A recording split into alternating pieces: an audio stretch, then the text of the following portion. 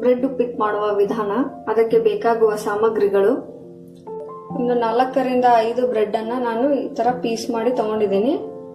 ಒಂದು ಈರುಳ್ಳಿ ತಗೊಂಡಿದ್ದೀನಿ, ಒಂದು ಟೊಮೆಟೊ, ಸ್ವಲ್ಪ ಸಾಸಿವೆ, ಸ್ವಲ್ಪ ಜೀರಿಗೆ, ಸ್ವಲ್ಪ ಶೇಂಗಾ, 2 ರಿಂದ 3 ಮೆಣಸಿನಕಾಯಿ, ಸ್ವಲ್ಪ ಅರಿಶಿನ ಪುಡಿ, ಸ್ವಲ್ಪ ಉದ್ದಿನ ಬೇಳೆ, ಸ್ವಲ್ಪ ಕೊತ್ತಂಬರಿ, ಸ್ವಲ್ಪ ಕರಿಬೇವು, ರುಚಿಗೆ ತಕ್ಕಷ್ಟು ಉಪ್ಪು, ಸ್ವಲ್ಪ ಎಣ್ಣೆ ಕಾದ್ಮೇಲೆ ಸಾಸಿವೆ ಹಾಕೊಳ್ಳಿ, ಆಮೇಲೆ ಜೀರಿಗೆ ಹಾಕೊಳ್ಳಿ,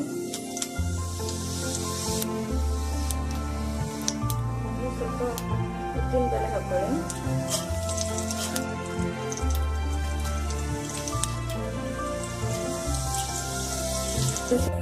ಆಮೇಲೆ ಶೇಂಗಾ ಹಾಕೊಂಡು ಸ್ವಲ್ಪ ಕೆಂಪಾಗೋವರೆಗೂ ಬಿಡಿ.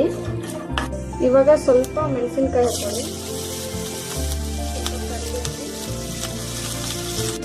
ಸ್ವಲ್ಪ ಈರುಳ್ಳಿ ಹಾಕೊಳ್ಳಿ. ಇವಾಗ ಸ್ವಲ್ಪ ಈರುಳ್ಳಿ ಬೆಂದ್ಮೇಲೆ ಟೊಮೆಟೊ ಹಾಕೊಳ್ಳಿ.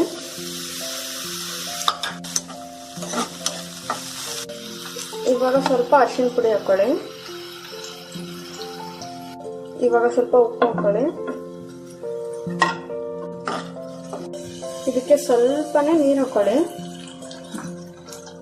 2 ನಿಮಿಷ ಹಾಗೆ ಕುದಿಯಲು ಬಿಡಿ. ಇವಾಗ ನಾನು ಬ್ರೆಡ್ ಹಾಕೋತಿದ್ದೀನಿ.